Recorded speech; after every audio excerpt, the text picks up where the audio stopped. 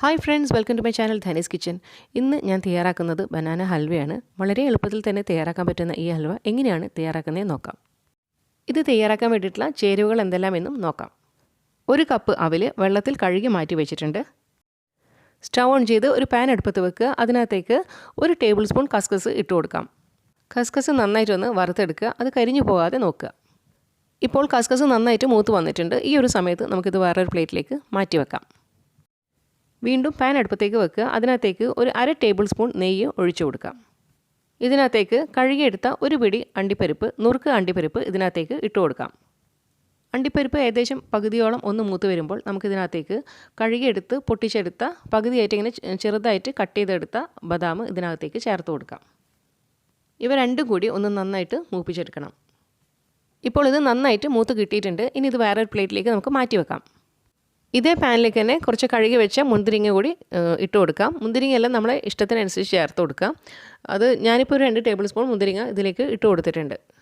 ഇനി ഈ ഒരു മുന്തിരിങ്ങ കൂടി നന്നായിട്ടൊന്ന് മൂപ്പിച്ചെടുക്കണം. ഞാനിതെല്ലാം വറുത്തെടുക്കാൻ കൂടുതൽ നെയ്യൊന്നും ഉപയോഗിച്ചിട്ടില്ല. എണ്ണയൊക്കെ കുറച്ചിട്ട് ചെയ്യാമെന്നുള്ളതിലാണ് ഇങ്ങനെ എടുക്കുന്നത്. മുന്തിരിങ്ങ മാറ്റി വെച്ച് കഴിഞ്ഞാൽ ഇതേ പാനിലേക്ക് തന്നെ നമുക്ക് വറുത്ത് വെച്ച് തൊലി കളഞ്ഞ കടല, അത് പകുതി പൊട്ടിച്ചെടുത്ത കടലയാണ്, അത് ഇതിനകത്തേക്ക് ചേർത്ത് കൊടുക്കാം. അതും കൂടി ഇതിൽ ഇട്ട് കൊടുത്തിട്ട് ഒന്ന് നന്നായിട്ട് റോസ്റ്റ് ചെയ്തെടുക്കണം. റോസ്റ്റ് ചെയ്തെടുത്ത പീനട്ട്സ് മാറ്റി വെക്കാം. ഇനി വീണ്ടും ഇതേ പാൻ തന്നെ അടുപ്പത്ത് വെക്കുക. അതിനകത്തേക്ക് ഒരു 1/2 കപ്പ് വെള്ളം ഒഴിച്ചു കൊടുക്കുക. വെള്ളം നന്നായിട്ട് തിളച്ച് വരുമ്പോൾ അതിനകത്തേക്ക് നമുക്ക് 1 കപ്പ് ശർക്കര പൗഡർ ചേർത്ത് കൊടുക്കാം. ഇനി ഒരു തവി വെച്ചിട്ട് ഇതുപോലെ ഒന്ന് ഇളക്കി കൊടുക്കാം. ഇപ്പോൾ ശർക്കര നന്നായിട്ട് മെൽറ്റായി വന്നിട്ടുണ്ട്. ശർക്കര നന്നായിട്ട് അലിഞ്ഞ് കിട്ടിയിട്ടുണ്ട്. ഇനി ഇത് വേറൊരു പാത്രത്തിലേക്ക് നമുക്ക് മാറ്റി വെക്കാം. ശർക്കര മാറ്റി വെച്ചതിന് ശേഷം ഇതേ പാനിലേക്ക് നമുക്കൊരു 2 ടേബിൾ സ്പൂൺ നെയ്യ് ഒഴിച്ചു കൊടുക്കാം. ഇപ്പോൾ നെയ്യ് നന്നായിട്ട് ഉരുകി വന്നിട്ടുണ്ട്. ഇനി ഈ നെയ്യിലേക്ക് അരിച്ച് വെച്ച ശർക്കര പാനി ഒഴിച്ചു കൊടുക്കാം. കുറച്ചായിട്ട് വേണം ഒഴിച്ചു കൊടുക്കാൻ. ഇതിനകത്തേക്ക് 2 റോബസ്റ്റ പഴം ചെറുതായി അരിഞ്ഞത് ഇതിലേക്ക് ഇട്ട് കൊടുക്കാം. ഇങ്ങനെ പഴം ചേർത്തതിന് ശേഷം ഒന്ന് നല്ലതുപോലെ ഈ ശർക്കരയായിട്ട് അലിഞ്ഞ് കിട്ടുന്ന രീതിയിലേക്ക് നല്ലതുപോലെ ഒന്ന് മിക്സ് ചെയ്തെടുക്കാം. ഇപ്പോൾ പഴം നല്ലതുപോലെ ഒന്ന് വെന്ത് കിട്ടിയിട്ടുണ്ട്. നല്ലതുപോലെ അലിഞ്ഞ് വന്നിട്ടുണ്ട്. ഇങ്ങനെ അലിഞ്ഞ് വന്ന പഴത്തിനകത്തേക്ക് 1 കപ്പ് തേങ്ങ ഒന്ന് ക്രഷ് ചെയ്തിട്ട് ഇതിനകത്തേക്ക് ഇട്ട് കൊടുക്കാം. തേങ്ങ ചേർത്തതിന് ശേഷം നല്ലതുപോലെ ഒന്ന് മിക്സ് ചെയ്തെടുക്കണം. ഇതിനകത്തേക്ക് ഒരല്പം കൂടി ശർക്കര ചേർത്ത് കൊടുക്കാം. ശർക്കരപ്പാനി ചേർത്ത് വീണ്ടും നന്നായിട്ട് മിക്സ് ചെയ്തെടുക്കാം. ഇതിനകത്തേക്ക് ഇനി ചേർക്കുന്നത് ചതുക്കിയെടുത്ത 2 ഏലക്കായാണ്. ഇനി എല്ലാം കൂടി ഒന്ന് നന്നായിട്ട് വീണ്ടും ഒന്ന് വരട്ടിയെടുക്കണം.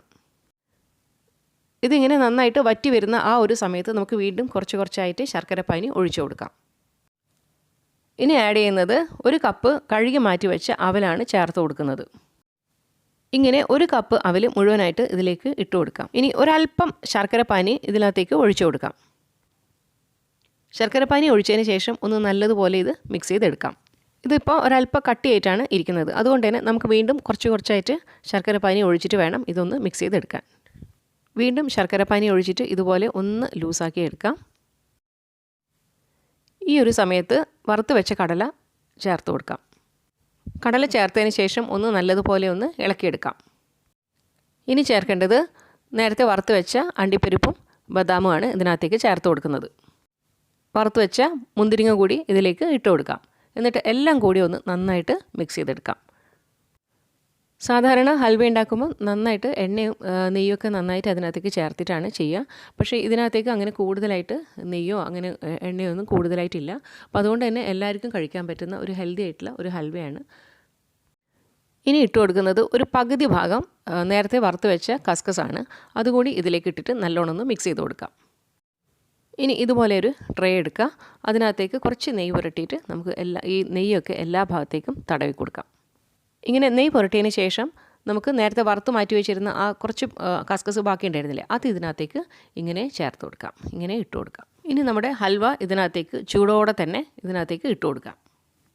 ഹൽവ മുഴുവനായും ഇതിലേക്ക് ഇട്ട് കൊടുത്തതിന് ശേഷം തവി വെച്ചിട്ട് നന്നായിട്ട് ഇതേപോലെ ഒന്ന് പ്രസ് ചെയ്ത് ഷേപ്പ് ചെയ്ത് കൊടുക്കാം. ഇങ്ങനെ നന്നായി ഷേപ്പ് ചെയ്ത് കൊടുത്തതിന് ശേഷം അതൊന്ന് നന്നായിട്ട് തണുക്കാൻ വെക്കാം.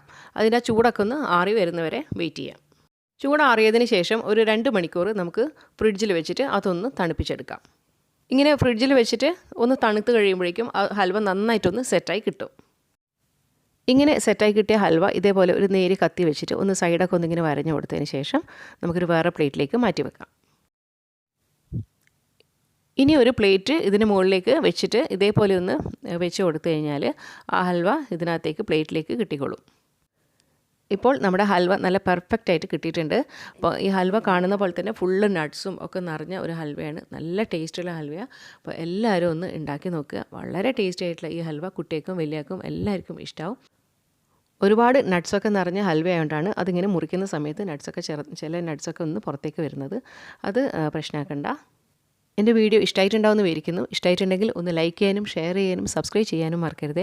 താഴെയുള്ള ബെല്ലൈക്കൺ കൂടി ഒന്ന് എനേബിൾ ചെയ്താൽ പുതിയ വീഡിയോസിൻ്റെ നോട്ടിഫിക്കേഷൻസ് കിട്ടുന്നതായിരിക്കും. അതുപോലെ എന്തെങ്കിലും അഭിപ്രായങ്ങൾ ഉണ്ടെങ്കിൽ താഴെ കമൻറ്റായിട്ട് അറിയിക്കുക. എൻ്റെ ചാനൽ ഇതുവരെ സബ്സ്ക്രൈബ് ചെയ്യാത്തവരുണ്ടെങ്കിൽ ഒന്ന് സബ്സ്ക്രൈബ് ചെയ്യുക. എല്ലാവർക്കും ഇതൊന്ന് ഷെയർ ചെയ്ത് കൊടുക്കുക. ഇനിയും പുതിയ റെസിപ്പീസുമായി നമുക്ക് വീണ്ടും കാണാം. അതുവരേക്കും ബൈ.